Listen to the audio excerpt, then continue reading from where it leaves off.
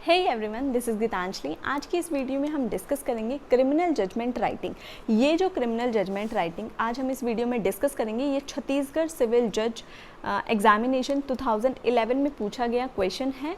और साथ ही अपनी इस जजमेंट राइटिंग प्रैक्टिस के लिए जिस बुक को मैं रेफ़र कर रही हूँ उसकी लिंक आपको डिस्क्रिप्शन बॉक्स में मिल जाएगी। चलिए स्टार्ट करते हैं आज की जजमेंट राइटिंग।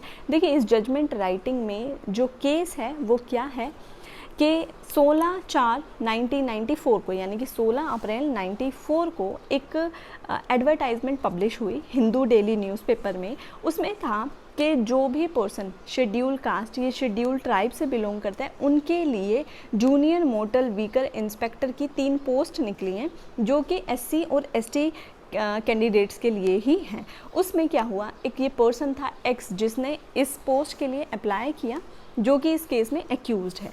इसने क्या किया, एप्लीकेशन फिल करी 16/7/1994 को, और साथ में अपना एक अटेस्टेड कास्ट सर्टिफिकेट लगाया जो कि तहसीलदार ने इशू किया था, जो कि दुर्ग के तहसीलदार थे 10/3/1993 को, यानी कि 1 साल पहले, और जो कि अटेस्ट किया हुआ था आरटीओ दुर्ग से, जिसमें इस एक्स पर्सन को डिक्लेयर किया गया था कि ये गोंड ट्राइब का है। बट रियलिटी क्या थी, ये जो एक्स है ये ओबीसी कैटेगरी का पर्सन था, और गोंड जो कास्ट है ये शेड्यूल ट्राइब से रिलेटेड होते हैं। अब ये एक्यूज जो था, इसने ये एप्लीकेशन फॉर्म भरी। फॉर्म भरने के बाद ये इंटरव्यू में अपीयर हुआ, जहाँ पे इसे सिलेक्ट कर लिया गया इस पोस्ट के लिए, और ये जो एक्यूज्ड है ये सिलेक्ट हो गया और इसे अपॉइंट कर दिया गया, और इसने अपनी ये पोस्ट जो है वो ज्वाइन कर ली 15/10/1994 को। उसके बाद क्या हुआ, जब इसे इस पोस्ट पर अपॉइंट कर दिया गया तो एक रिलायबल इंफॉर्मेशन मिली कि ये जो एक्स पर्सन है इसने जो ये एसटी कैटेगरी का सर्टिफिकेट लगाया था ये फोर्ज था। अब जब ये इन्फॉर्मेशन मिली तो ये एक विजिलेंस के इंस्पेक्टर हैं ये दुर्ग के, ये PW 6 बनेंगे, यानी कि प्रोसिक्यूशन विटनेस 6 बनेंगे। इन्होंने एक इंक्वायरी कंडक्ट करी और एक रिपोर्ट सबमिट करी सुप्रिटेंडेंट ऑफ पुलिस को, दुर्ग को 22/11/97 को। जो ये सुप्रिटेंडेंट ऑफ पुलिस थे विजिलेंस के, इन्होंने केस रजिस्टर किया और इस पर्सन ए को, जो ये विजिलेंस के इंस्पेक्टर थे, इन्हें डायरेक्ट किया कि ये इन्वेस्टिगेशन करें इस केस में। जब ये PW 6 जो थे, यानी कि ये विजिलेंस के जो इंस्पेक्टर थे, ये जब इन्वेस्टिगेशन कर रहे थे तो इन्होंने एक नोटिस सर्व किया एक्यूज को कि अपना ओरिजिनल कास्ट सर्टिफिकेट हमारे सामने पेश करें, जो कि आपने बोला है कि 10/3/1993 को आपको इशू किया गया था। पर ये जो एक्यूज है ये इस डॉक्यूमेंट को इन इंस्पेक्टर के सामने पेश नहीं कर पाया। जब इनकी इन्वेस्टिगेशन पूरी हो गई तो इन्होंने चार्जशीट फाइल करी इस एक्यूज के section 420, section 419 red with section 468 of IPC के अंदर, और एक्यूज ने ट्रायल फेस किया। जब एक्यूज से पूछा गया तो वो कहता है कि मैं गिल्टी नहीं हूँ, और वो बोलता है कि ये जो जॉब मुझे मिली ये इसलिए मिली क्योंकि मैं शेड्यूल ट्राइब से ही बिलोंग करता हूँ, यानी कि मैं गोंड कम्युनिटी से ही बिलोंग करता हूँ।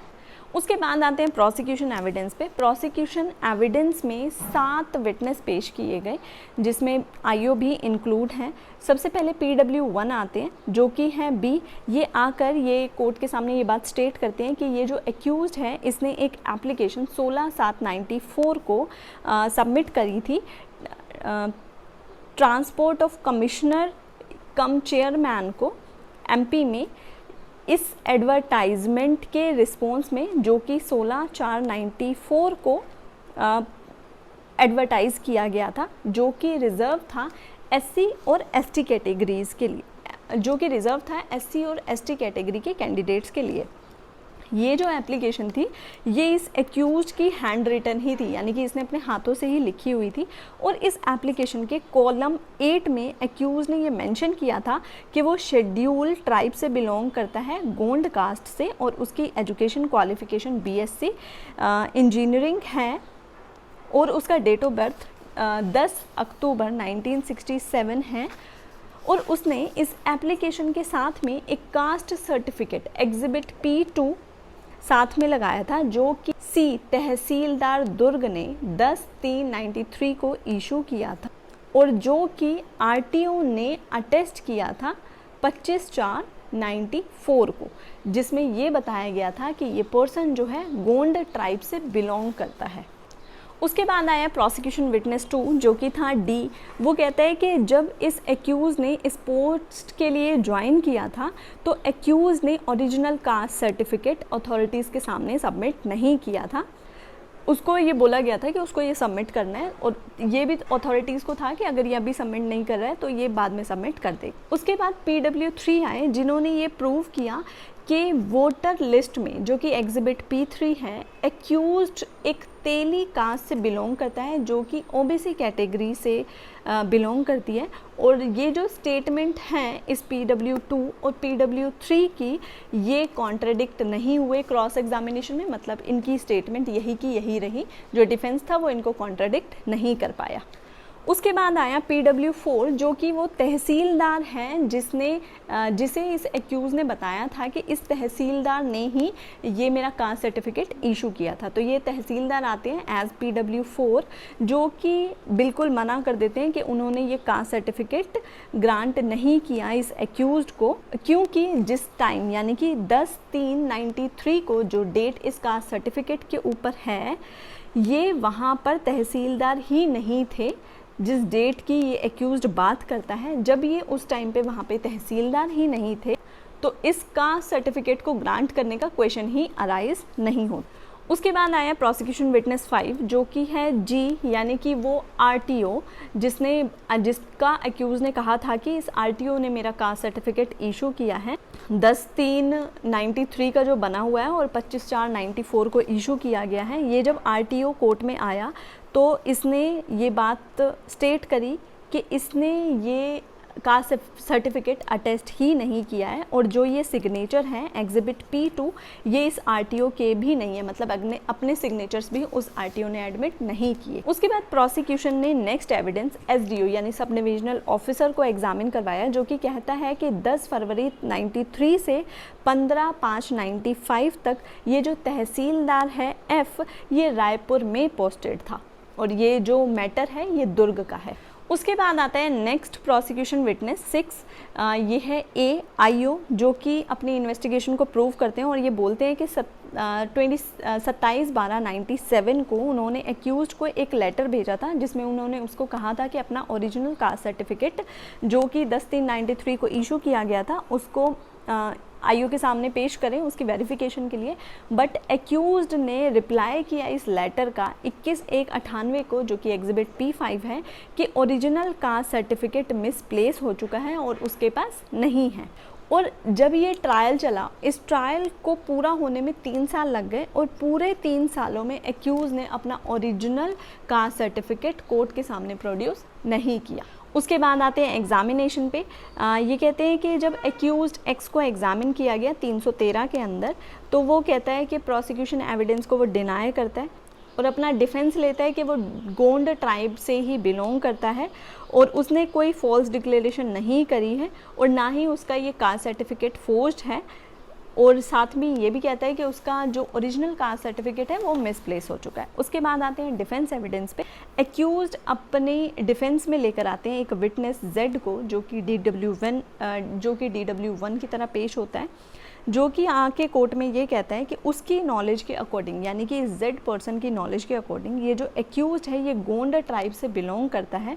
जब उसे क्रॉस एग्जामिन किया गया तो वो एडमिट करता है कि उसको ये इन्फॉर्मेशन कि एक्यूज्ड गोंड ट्राइब से बिलोंग करता है एक्यूज से ही मिली है और उसके पास अपनी इस बात को सपोर्ट करने के लिए कोई और सोर्स नहीं है। आर्ग्यूमेंट, उसके बाद आते हैं आर्ग्यूमेंट में। प्रोसिक्यूशन ने अपनी आर्ग्यूमेंट में कहा है कि प्रोसिक्यूशन ने अपना केस अच्छे से प्रूव किया है और ये सबमिट करते हैं कि ये जो एक्यूज्ड है इसने फोर्ज कास्ट सर्टिफिकेट के बेसिस पे ये पोस्ट ली है और एक फॉल्स डिक्लेरेशन किया है कि ये एसटी कैटेगरी से बिलोंग करता है। उसके बाद आते हैं डिफेंस आर्ग्यूमेंट पे।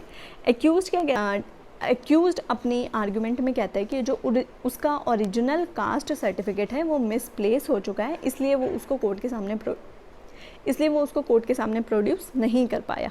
और साथ ही वो कहता है कि प्रोसिक्यूशन ने भी इस बात को प्रूव नहीं किया कि ये जो सर्टिफिकेट है ये इन अथॉरिटीज़ ने इशू नहीं किया है। और साथ ही वो मना करता है कि वो ओबीसी कैटेगरी से बिलोंग नहीं करता। इसीलिए एक्यूज जो है एक्विट होना चाहिए, उसको बेनिफिट ऑफ डाउट मिलना चाहिए एक्यूज को।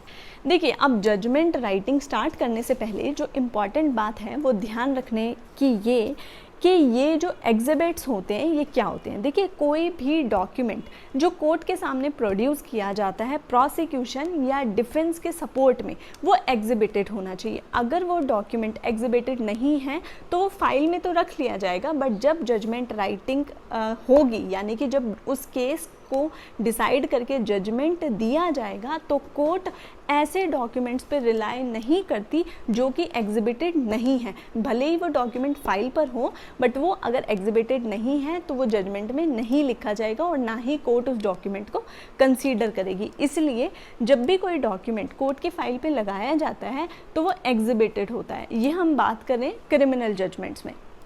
जैसे कि अगर मान लीजिए कोई केस एफआईआर से लॉन्च हुआ है, तो ये जो एफआईआर की कॉपी होगी ये भी एग्जिबिट करके उस फाइल पर चढ़ेगी। उसके बाद प्रोसिक्यूशन के साइड से जो भी डॉक्यूमेंट्स आएंगे वो भी एग्जिबिटेड होकर ही फाइल पर लगेंगे, और डिफेंस के साइड से भी जो भी डॉक्यूमेंट्स आएंगे वो एग्जिबिट होकर ही फाइल पे लगेंगे। अगर ये एग्जिबिटेड नहीं है तो ये फिर कोर्ट कंसीडर नहीं करेगी जब जजमेंट राइटिंग होगी। इसीलिए ज़रूरी है कि दोनों के साइड से जो भी डॉक्यूमेंट फाइल पे लगाए जाएंगे वो एग्जिबिटेड हों।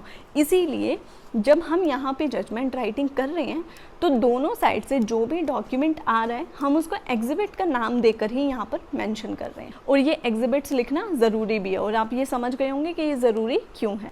चलिए स्टार्ट करते हैं जजमेंट राइटिंग। देखिए, ये क्वेश्चन डिस्कस करने के बाद अब आपको सबसे पहले लिखना है कोर्ट का नाम, उनकी डेजिग्नेशन, डिस्ट्रिक्ट और फिर स्टेट। उसके बाद राइट हैंड साइड पे आप लिखेंगे CIS number, criminal case number, police station, date of institution. Left side पे आप लिखेंगे स्टेट, जो भी स्टेट है, through SHO, police station Durg Chhattisgarh. ये जो है ना, स्टेट लिखते हैं हम थ्रू SHO, ये तभी लिखते हैं जब कोई केस FIR से लॉन्च हुआ। अगर कोई कंप्लेंट केस होगा तो यहाँ पे फिर कंप्लेनेंट का नाम आएगा, वर्सेस जो एक्यूज्ड है उसकी पूरी डिटेल आ जाएगी। एक्यूज्ड के फादर का नाम, उसका एज, उसका रेजिडेंस ऑफ, और वो किस एरिया से, मतलब उसका जो कंसर्न पुलिस स्टेशन है वो लिखा जाएगा। उसके बाद आप सेंटर में लिखेंगे चार्ज।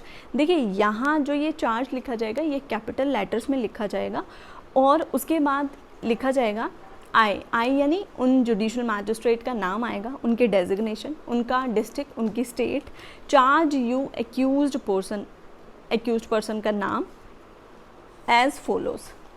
अब देखिए, जो यहाँ पे हम क्वेश्चन देखें तो ये जो पुलिस ऑफिसर हैं जिन्होंने ये FIR लॉन्च करी है, इन्होंने ये लॉन्च करी है केस 420, 419 और 468 में। पर ज़रूरी नहीं है कि क्वेश्चन में जो पुलिस ऑफिसर ने चार्ज लगाए हों तो कोर्ट उन्हीं चार्ज तक ही लिमिटेड रहेगी। अगर कोर्ट को कोई और चार्ज लग रहा है तो वो चार्ज भी फ्रेम किया जाएगा, और अगर कोई एक्स्ट्रा चार्ज पुलिस ऑफिसर ने लगा दिया है तो वो फिर फ्रेम नहीं किया जाएगा। इसी तरीके से इस केस में यहाँ पे जो पुलिस ऑफिसर्स ने चार्ज लगाए हैं उसको हम साइड कर देते हैं और अपना जुडिशल माइंड अप्लाई करते हुए चार्ज फ्रेम करते हैं। सबसे पहले जो चार्ज फ्रेम किया जाएगा वो सेक्शन 467 में फ्रेम किया जाएगा, जिसमें कि कोई पर्सन कोई ऐसा डॉक्यूमेंट बना रहा है जो कि एक वैल्यूएबल सिक्योरिटी बन सकता है। तो यहाँ पे हम लिखेंगे, और ये चार्ज आप देखें तो ये पुलिस ऑफिसर्स ने फ्रेम नहीं किया था, पर हम यहाँ पे ये फ्रेम करेंगे। देखिए, यहाँ जब हम चार्ज फ्रेम करेंगे तो जिस सेक्शन में हम चार्ज फ्रेम कर रहे हैं हमें उस सेक्शन के जो भी असेंशियल इंग्रेडिएंट्स हैं वो पता होने चाहिए। अगर हम एक भी असेंशियल इंग्रेडिएंट मिस कर देते हैं तो हमारे ये चार्ज, अगर हमारे एग्ज़ाम में हम चार्ज लिखते हैं तो वहाँ पे इसको कंसीडर नहीं किया जाएगा अगर उस सेक्शन के असेंशियल्स हमने इस चार्ज में नहीं लिखे हैं। जैसे कि सेक्शन 467 के जो असेंशियल हैं वो है डिसऑनेस्टली किसी पर्सन ने कोई ऐसा फॉल्स डॉक्यूमेंट बनाया हो जो कि वैल्यूएबल सिक्योरिटी बन सकता है। तो यहाँ पे असेंशियल्स क्या हो गए, डिसऑनेस्टली कोई फॉल्स डॉक्यूमेंट जो कि वैल्यूएबल सिक्योरिटी बन सके। तो हम यही लिखेंगे यहाँ पे that you accused person on, जो भी डेट है वो लिखी जाएगी, जो प्लेस है वो लिखा जाएगा, dishonestly made the false caste certificate which is a valuable security and thereby committed an offence punishable under 467 of IPC। And within the cognizance of this court. ये जो लास्ट लाइन है, within the cognizance of this court, ये हमें अपने आप से ये हमें अपने पास से ही हर चार्ज में जिस सेक्शंस में हम चार्ज फ्रेम करते जाएंगे तो हमें ये लाइन लास्ट में मेंशन करनी होगी। देखिए उसके बाद हम फ्रेम करेंगे इस एक्यूज के अगेंस्ट चार्ज सेक्शन 468 का। और जब हम ये चार्ज फ्रेम करते हैं तो उस टाइम हमें एक्यूज्ड को एक प्रॉपर नोटिस देना है कि हम आपके अगेंस्ट ये चार्ज क्यों फ्रेम कर रहे हैं। नोटिस मतलब आपके उस चार्ज में ये बात बिल्कुल क्लियर होनी चाहिए कि आखिर एक्यूज्ड ने किया क्या है और किस तरह से किया है जिसके लिए उसके अगेंस्ट ये चार्ज फ्रेम किया जा रहा है। तो हम यहाँ लिखेंगे दैट यू एक्यूज्ड, जिस भी डेट पर जहाँ पर भी उस एक्यूज ने ये काम किया है, dishonestly made the false caste certificate, कि आपने फॉल्स कास्ट सर्टिफिकेट बनाया है 10/3/93 को इस इंटेंशन से कि आप आपके इस क्लेम को, जो कि आप कह रहे हो कि आप गोंड कम्युनिटी से बिलोंग करते हो, उस चीज़ को सपोर्ट कर सको। किस पर्पज़ से बनाया है? ताकि आप चीटिंग कर सको ट्रांसपोर्ट डिपार्टमेंट के साथ, जो कि स्टेट गवर्नमेंट की है, जिन्होंने एक एडवर्टाइजमेंट निकाली थी जो कि एसटी कैटेगरी के लिए थी। इसीलिए आपने ये डॉक्यूमेंट बनाकर और इन लोगों को चीट करके ऑफेंस किया है फोर्जरी का for the purpose of cheating, जो कि पनिशेबल है अंडर सेक्शन 468 और ये इस कोर्ट की कॉग्निजेंस। उसके बाद हम इस एक्यूज पे जो चार्ज फ्रेम करेंगे वो है सेक्शन 471 का, जिसमें हम लिखेंगे कि ये जो एक्यूज है उसने 16/7/94 को दुर्ग में डिसऑनेस्टली अपने इस फोर्स्ड कास्ट सर्टिफिकेट को जेन्युइन की तरह यूज़ किया, सबमिट करके ट्रांसपोर्ट अथॉरिटी के सामने, जो कि फोर्ज था। ये जानते हुए कि ये फोर्ज है, इसलिए इस एक्यूज्ड ने एक ऑफेंस किया है फोर्ज डॉक्यूमेंट एज जेन्युइन। इसीलिए इस एक्यूज ने जो ऑफेंस किया है वो है using of forge document as genuine, जो कि पनिशेबल है सेक्शन 471 में और इस कोर्ट की कॉग्निजेंस में है। उसके बाद हम चार्ज फ्रेम करेंगे इस एक्यूज के अगेंस्ट सेक्शन 419, जो कि है चीटिंग बाय पर्सोनेशन। कैसे चीटिंग किया है हम लिखेंगे अपने इस चार्ज में कि दैट यू एक्यूज पर्सन, जो भी पर्टिकुलर डेट या डिस्ट्रिक्ट है वो लिखा जाएगा, कि आपने एक एप्लीकेशन सबमिट करी है और साथ में उसके एक फोर्ज कास्ट सर्टिफिकेट लगाया है, जो कि फौज का सर्टिफिकेट लगाया है, जो कि पोस्ट थी जूनियर मोटर व्हीकल इंस्पेक्टर की, जो कि एसटी ट्राइब के कैंडिडेट्स के लिए थी। और आपने ये बोला है कि आप गोंड कम्युनिटी से बिलोंग करते हो, जो कि शेड्यूल ट्राइब है, बट सच्चाई क्या है कि आप तेली कास्ट से बिलोंग करते हो, जो कि ओबीसी कैटेगरी से रिलेटेड है। इसीलिए आपने एक ऑफेंस किया है चीटिंग बाय पर्सोनेशन, जो कि पनिशेबल है सेक्शन 419 में और इस कोर्ट की कॉग्निजेंस में है। उसके बाद हम नेक्स्ट चार्जेस एक्यूज के अगेंस्ट फ्रेम करेंगे सेक्शन 420 का, जो कि है चीटिंग। यहाँ पे हम लिखेंगे एक्यूज ने इस पर्टिकुलर डेट पर इस डिस्ट्रिक्ट में डिसऑनेस्टली जो ऑफिसर थे ट्रांसपोर्ट डिपार्टमेंट के, उन्हें इंड्यूस किया है कि वो ये बिलीव कर लें कि ये जो एक्यूज है बिलोंग करता है गोंड कम्युनिटी से, जो कि शेड्यूल ट्राइब की है। बट सच्चाई क्या है कि ये ओबीसी कम्युनिटी से बिलोंग करता है। इसीलिए ये एलिजिबल नहीं है पर्सन इस पोस्ट के लिए, जो कि एसटी कैंडिडेट के लिए थी। इसलिए आपने ऑफेंस किया है चीटिंग, जो कि पनिशेबल है सेक्शन 420 में और इस कोर्ट की कॉग्निजेंस में। उसके बाद आप नेक्स्ट लाइन में लिखेंगे कि ये कोर्ट जो है इस एक्यूज को ये डायरेक्ट करती है कि ये कोर्ट जो चार्ज फ्रेम कर रही है वो इस एक्यूज को ट्राई करेगी। उसके बाद राइट हैंड साइड पर साइन और सील आ जाएंगी जुडिशियल मैजिस्ट्रेट की विद उनका डिस्ट्रिक्ट और स्टेट, और लेफ्ट साइड पर डेट आ जाएगी जब भी ये चार्ज फ्रेम किया गया है। उसके बाद आप सेंटर में लिखेंगे plea of accuse. Plea of accuse में है कि एक्यूज अपने बचाव में क्या कह रहा है। जब चार्ज उसे पढ़कर और एक्सप्लेन करके सुनाया गया तो वो कहता है कि मैं गोंड कम्युनिटी से ही बिलोंग करता हूँ, कोई भी ऑफेंस नहीं किया है और मैं ट्रायल फेस करना चाहता हूँ। उसके बाद राइट हैंड साइड पे आप साइन और सील लगाएंगे जुडिशियल मैजिस्ट्रेट की, और उसके बाद लेफ़्ट साइड पे आप लिखेंगे एक्यूज्ड के साइन होंगे उसके बाद आते हैं हम जजमेंट राइटिंग पे। सबसे पहले आप वही स्टार्टिंग में कोर्ट का नाम लिखेंगे, उनकी डेजिग्नेशन लिखेंगे, डिस्ट्रिक्ट लिखेंगे और स्टेट लिखेंगे, प्रिजाइडेड बाय, यहाँ पे जुडिशियल मैजिस्ट्रेट जो होंगे उनका नाम आ जाएगा। राइट साइड पे CIS number, criminal case number, police station, date of institution. उसके बाद लेफ्ट साइड पे स्टेट वर्सेस जो एक्यूज की पूरी डिटेल्स हैं वो आ जाएंगी। उसके बाद दोनों के साइड से कौन से काउंसिल आ रहे हैं उनका नाम लिखा जाएगा। क्योंकि स्टेट की साइड से ADPO होते हैं, पर अगर कोई प्राइवेट पर्सन अपने स्टेट की साइड से अगर कोई प्राइवेट लॉयर आना चाहते हैं तो हम लिखेंगे उस प्राइवेट लॉयर का नाम थ्रू ADPO, यानी कि वो डायरेक्ट नहीं आ सकते, ADPO के थ्रू ही उन्हें कोर्ट में प्रेजेंट किया। उसके बाद सेंटर में लिखेंगे हम जजमेंट, जो कि कैपिटल लेटर्स में होगा। उसके नीचे जिस दिन ये जजमेंट प्रोनाउंस किया गया वो डेट आएगी। अब यहाँ पैरा 1 में एक्यूज्ड पे जिन जिन सेक्शंस में चार्ज फ्रेम किए गए वो लिखे जाएंगे। पैरा नंबर 2 में जो अनडिस्प्यूटेड फैक्ट होगा वो लिखा जाएगा। पैरा नंबर 3 में प्रोसिक्यूशन की पूरी स्टोरी लिखी जाएगी। पैरा नंबर 4 में 313 की स्टेटमेंट लिखी जाएगी और पैरा नंबर 5 में पॉइंट ऑफ डिटर्मिनेशन लिखे जाएंगे। पॉइंट फॉर डिटर्मिनेशन मतलब जिन जिन सेक्शंस में उसके ऊपर चार्ज फ्रेम हुआ है उतने पॉइंट्स डिटर्मिनेशन के बनेंगे। ये जो 5 पैरा है इनका सीक्वेंस हर क्रिमिनल जजमेंट राइटिंग में सेम ही रहेगा।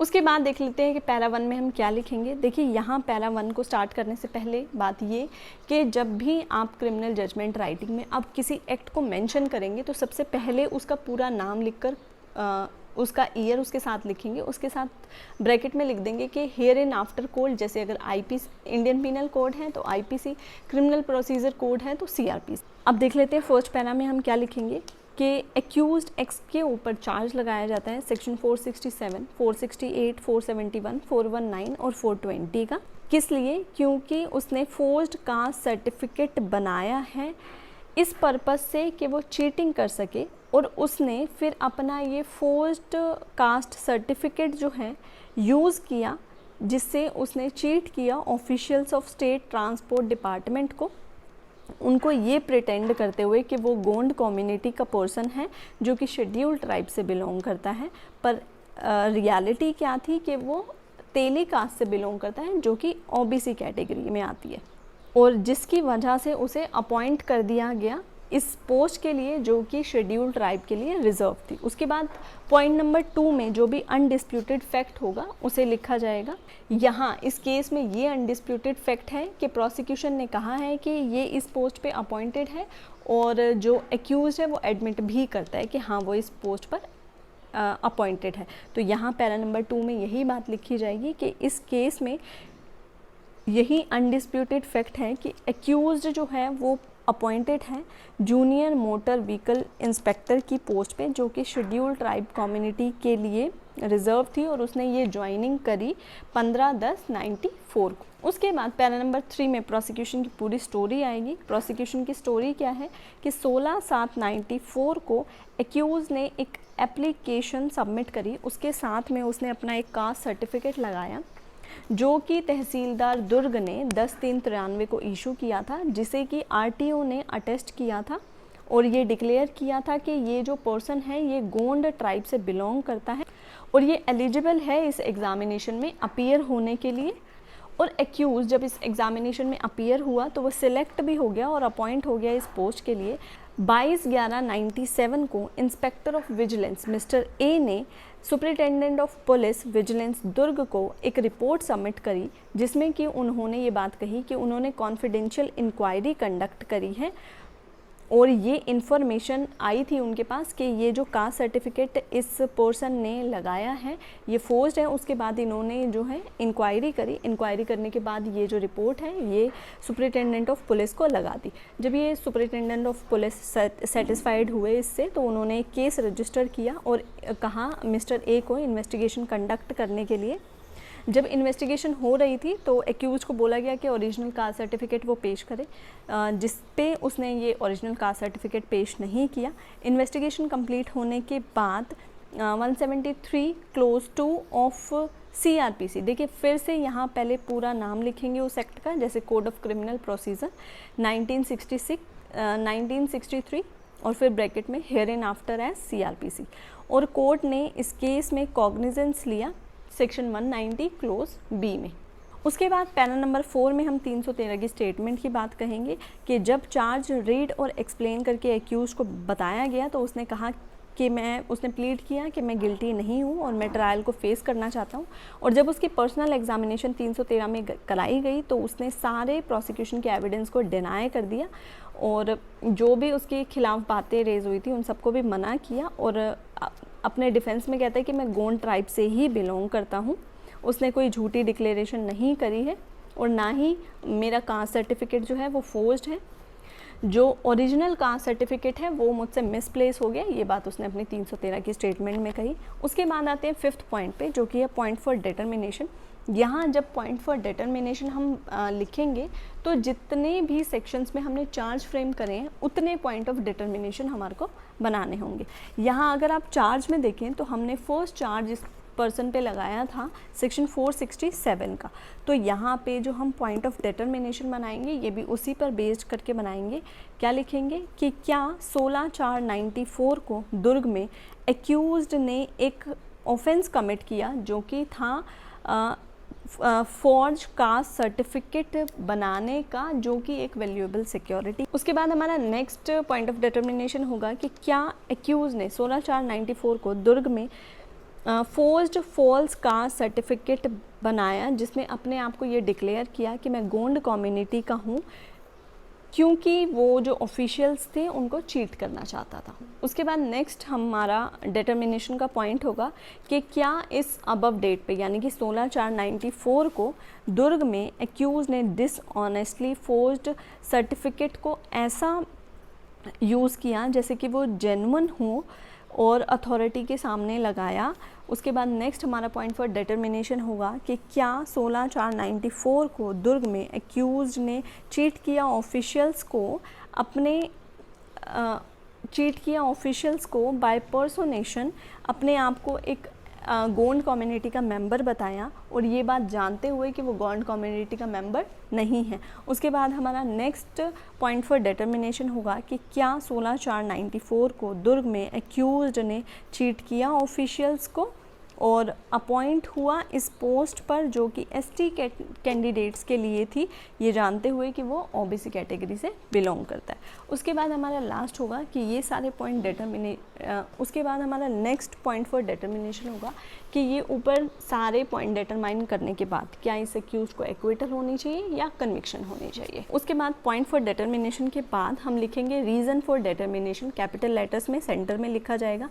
यहाँ पे हम जितने भी हमारे डिटर्मिनेशन के पॉइंट है सबको साथ में लेके चलेंगे। उसके लिए यहाँ जो 6th पैरा के बाद से जो भी पैराग्राफ्स आएंगे यहाँ पे हमारा जुडिशियल माइंड अप्लाई होगा। अब तक के जो 5 पॉइंट थे वो हम सभी चीज़ें हमारे फैक्ट्स में से ही कलेक्ट कर रहे थे।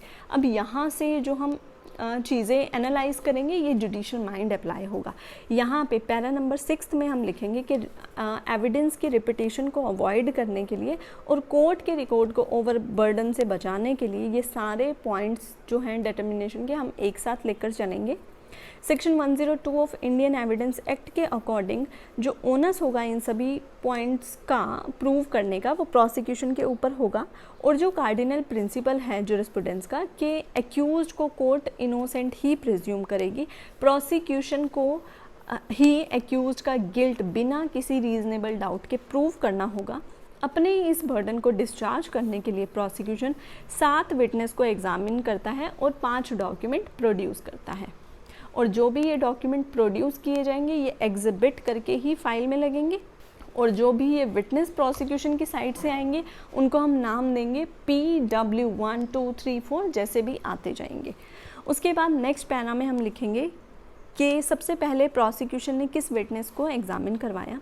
प्रोसिक्यूशन ने एग्जामिन करवाया जो ऑफिशियल थे स्टेट ट्रांसपोर्ट डिपार्टमेंट के मिस्टर B PW1I। ये आके कोर्ट में कहते हैं कि एक्यूज्ड ने 16/7/94 को एक एप्लीकेशन सबमिट करी जो कि एग्जिबिट P1 है ट्रांसपोर्ट कमिश्नर को, जो कि एडवर्टाइजमेंट की गई थी 16/4/94 को जूनियर मोटर व्हीकल इंस्पेक्टर की पोस्ट के लिए जो कि SC ST कैंडिडेट्स के लिए थी और ये जो एप्लीकेशन आई ये एक्यूज की हैंडराइटिंग में थी। PW1 साथ में कहता है कि एप्लीकेशन के कॉलम 8 में एक्यूज ने ये बात मेंशन करी है कि वो शेड्यूल ट्राइब से बिलोंग करता है और वो गोंड कम्युनिटी से बिलोंग करता है, और साथ में उसने एक अटेस्टेड कॉपी अपने कास्ट सर्टिफिकेट की लगाई जो कि एग्जिबिट P2 है, और जिसमें ये बताया गया है कि ये जो कास्ट है, ये जो कास्ट सर्टिफिकेट है, ये तहसीलदार दुर्ग जिनका नाम C है, उन्होंने 10/3/93 को इशू किया है और अटैच किया है RTO दुर्ग ने 25/4/94 को, जिसमें ये शो हो रहा है कि ये जो एक्यूज़ है ये गोंड ट्राइब से बिलोंग करता है। ये जो एक्यूज़ का एक्ट है सारा, एप्लीकेशन भेजना और उसके साथ ये कास्ट सर्टिफिकेट लगाना, ये सारा एक्ट एक्यूज का रेलेवेंट होगा सेक्शन 8 में as previous conduct of the accuse, क्योंकि वो पोस्ट के लिए अपॉइंट हो गया, उससे पहले इसने ये सारे एक्ट किए, तो as a previous conduct accuse का ये रेलेवेंट होगा। जब PW1 को क्रॉस एग्जामिन किया गया तो वो अनरिबट नहीं हुआ। देखिए अब ये अनरिबट वाली बात क्वेश्चन में कहीं नहीं लिखी हुई, अगर वो रिबट होता तो क्वेश्चन में ये बात मेंशन होती कि जब उसे रिबट किया गया तो उसने ऐसा कहा, पर क्योंकि कुछ नहीं लिखा हुआ तो हम यही प्रिज्यूम करके चलेंगे कि वो रिबट नहीं हुआ।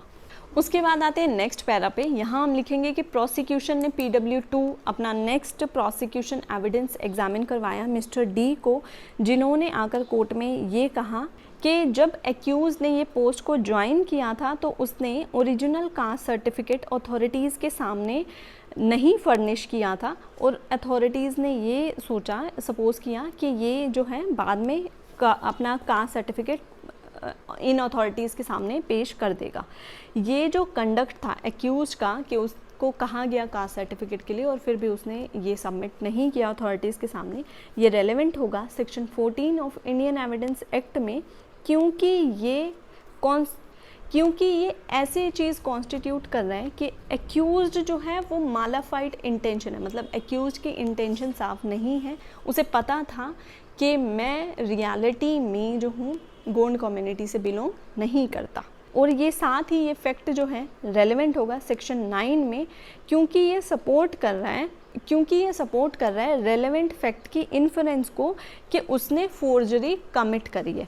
उसके बाद PW2 को जब क्रॉस एग्जामिन किया गया तो वो अनरिबट रहे।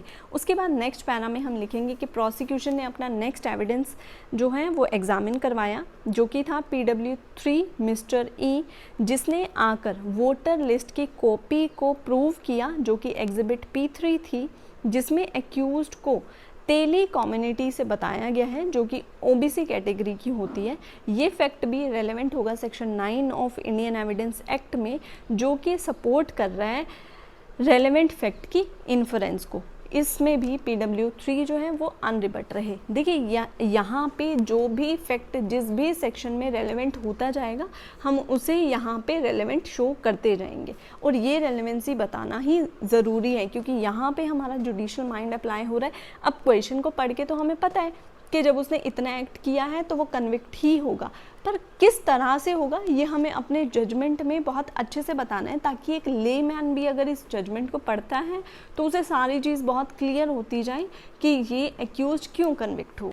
उसके बाद आते हैं नेक्स्ट पैरा पे, जिसमें हम लिखेंगे कि प्रोसिक्यूशन ने अपना नेक्स्ट एविडेंस एग्जामिन करवाया मिस्टर F, जो कि तहसीलदार हैं दुर्ग का, एज PW4, जो कि आकर मना करता है कोर्ट के सामने कि उसने ये कास्ट सर्टिफिकेट एक्यूज्ड के लिए इशू नहीं किया 10/3/94 को, क्योंकि वो उस डेट पर, जो ये डेट इस कास्ट सर्टिफिकेट में मेंशन की गई है, वो तहसीलदार उस टाइम दुर्ग में तहसीलदार था ही नहीं। तो ये फैक्ट जो है कि वो उस टाइम दुर्ग में तहसीलदार ही नहीं था, रेलेवेंट होगा section 11 of Indian evidence act में, जो कि ये फैक्ट इन इशू जो है उसकी हाईली प्रोबेबिलिटी बता रहा है। PW4 अनकॉन्ट्रोवर्टेड रहा, मतलब उसे जब जब उसका क्रॉस एग्जामिन किया गया तो वो अपनी बात से रिबट नहीं हुआ।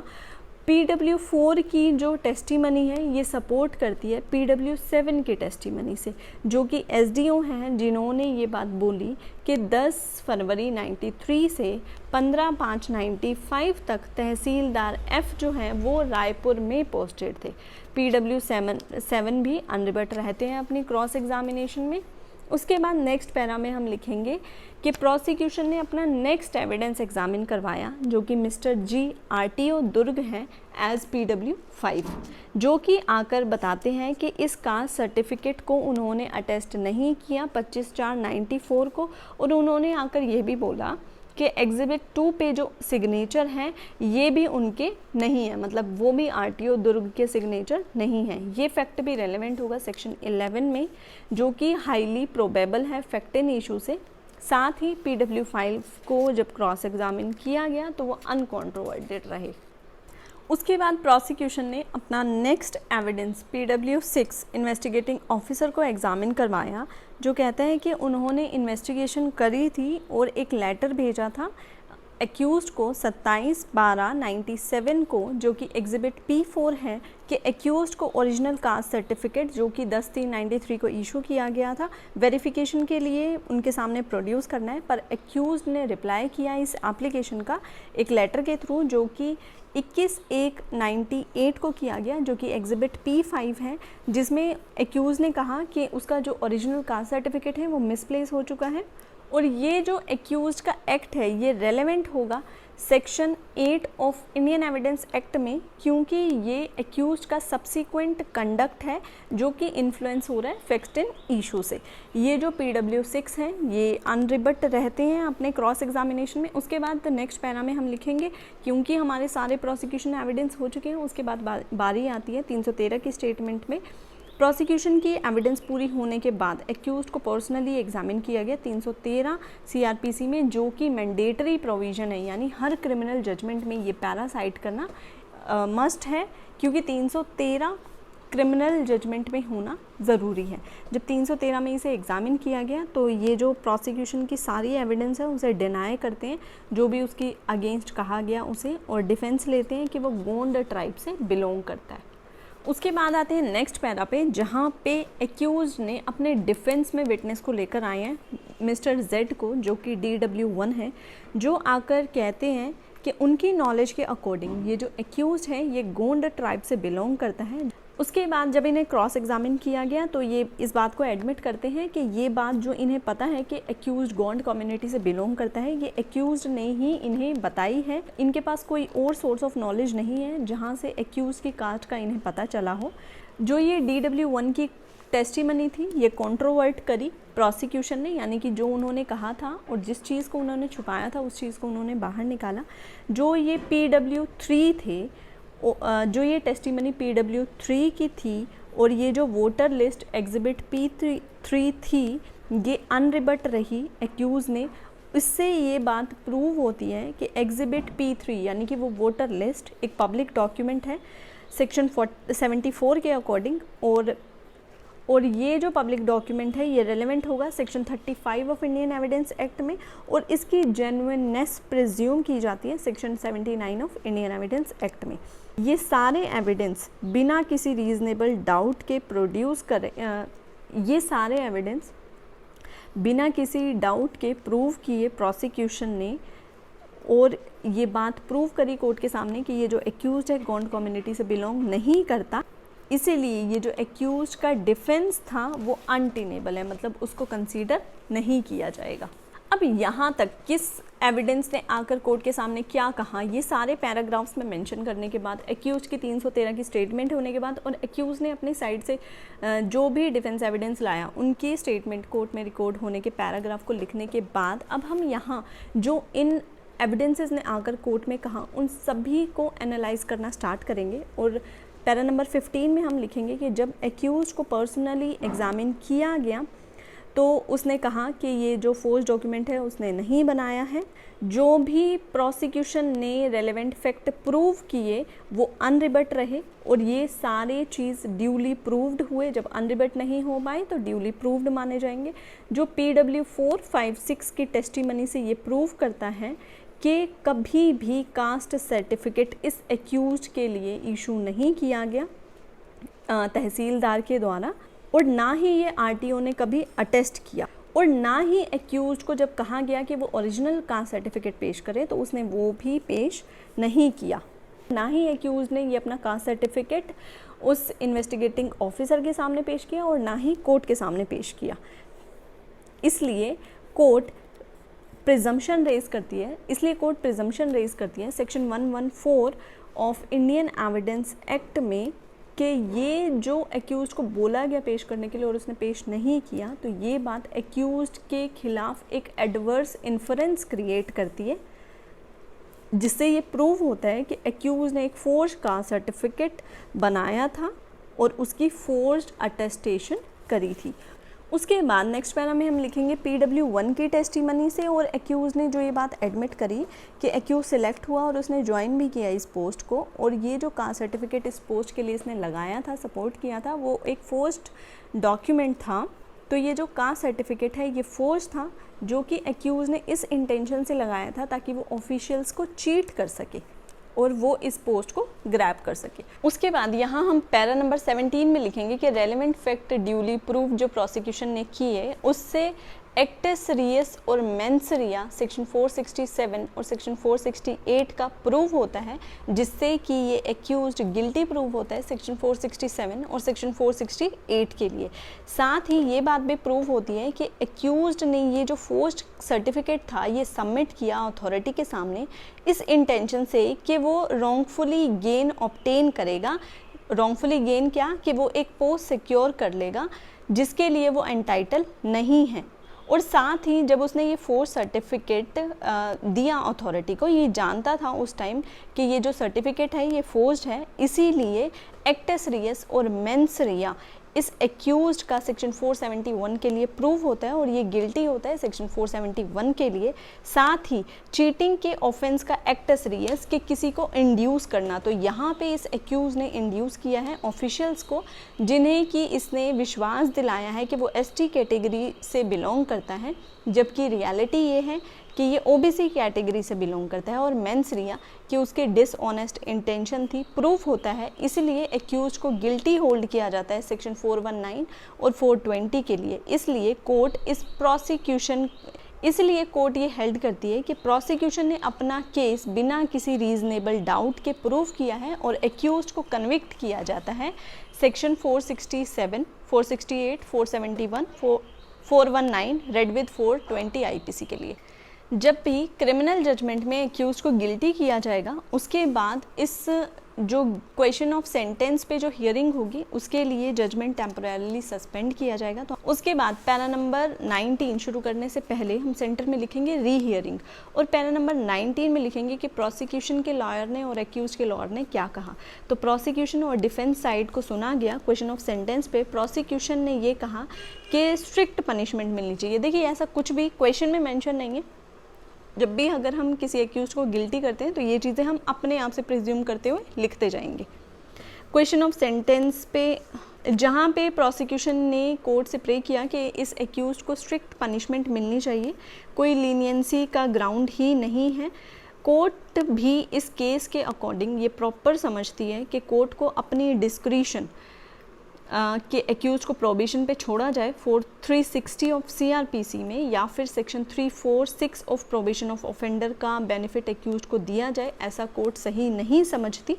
तो इन सब चीज़ को ध्यान में रखते हुए कोर्ट इस एक्यूज के ऊपर ये फॉलोइंग सेंटेंस पास करती है। क्या सेंटेंस, इसके लिए आप एक टेबल बनाएंगे, वहाँ पे एक्यूज का नाम, किस सेक्शन में कन्विक्ट किया गया, कितनी इम्प्रिजमेंट दी गई, कितना फ़ाइन लगाया गया, और अगर फ़ाइन नहीं देता तो कितनी पनिशमेंट दी जाएगी, ये सब चीज़ें मेंशन की जाएंगी। ध्यान रहे जिस भी ऑफेंस में उसे पनिशमेंट दी जा रही है वो उस एक्ट में प्रोवाइड की गई उसकी पनिशमेंट से कम ही होगी। अगर एक्ट में मान लीजिए 3 साल प्रोवाइड किया गया है तो कोर्ट उसे 3 साल से ज़्यादा की सेंटेंस नहीं दे सकती, 3 साल से कम जितना उनको ठीक लगता है वो दे सकती है। तो हम वो यहाँ फिल कर देंगे। उसके बाद पैरा नंबर 20 से लेकर 25 तक जो भी पॉइंट्स दिए गए हैं, ये हर क्रिमिनल जजमेंट में अगर एक्यूज को गिल्टी किया है तो ये चीज़ें लिखी जाएंगी। क्या कि सेक्शन 31 ऑफ CRPC के अकॉर्डिंग जो ये पनिशमेंट है इस एक्यूज की, ये कंकरेंटली रन होगी। उसके बाद नेक्स्ट पैरा में हम लिखेंगे सेक्शन 30 क्लोज 2 के अकॉर्डिंग ये जो इम्प्रिजमेंट फ़ाइन के लिए दी गई है, पहले जब जो इम्प्रिजमेंट ऑफेंस के लिए दी गई है वो रन होने के बाद ये फ़ाइन वाली पनिशमेंट रन होगी। उसके बाद नेक्स्ट हम लिखेंगे सेक्शन 428 CRPC के अकॉर्डिंग जितना भी टाइम इम्प्रिजमेंट का उसने इन्वेस्टिगेशन, इंक्वायरी और ट्रायल के दौरान काट लिया है वो पीरियड सेट ऑफ हो जाएगा। उसके बाद लिखेंगे कि बेल बॉन्ड जो इस एक्यूज के थे वो डिस्चार्ज होते हैं और इन्हें कस्टडी में लिया जाता है। उसके बाद इस एक्यूज से सेक्शन 437A के बॉन्ड बनवाए जाते हैं जिनकी वैलिडिटी 6 मंथ तक की है, जिससे ये एश्योरेंस इस एक्यूज से ली जा रही है कि अगर प्रोसिक्यूशन अपील में जाता है तो ये अपीलेट कोर्ट में अपीयर होगा। सेक्शन 437 पे कंप्लीट वीडियो हम डिस्कस कर चुके हैं जिसकी लिंक आपको डिस्क्रिप्शन बॉक्स में मिल जाएगी। उसके बाद नेक्स्ट हम लिखेंगे कि ये जो कॉपी ऑफ जजमेंट है ये फ्री ऑफ कॉस्ट एक्यूज को दी जाती है सेक्शन 363 ऑफ CRPC के अकॉर्डिंग। उसके बाद राइट साइड पे जुडिशियल मैजिस्ट्रेट के साइन होंगे, लेफ्ट साइड पे लिखा जाएगा कि ये जजमेंट जो है डेटेड, साइन और प्रोनाउंस किया गया है ओपन कोर्ट में, साथ ही थोड़ा सा स्पेस छोड़कर दोबारा से जुडिशियल मैजिस्ट्रेट अपने साइन करेंगे।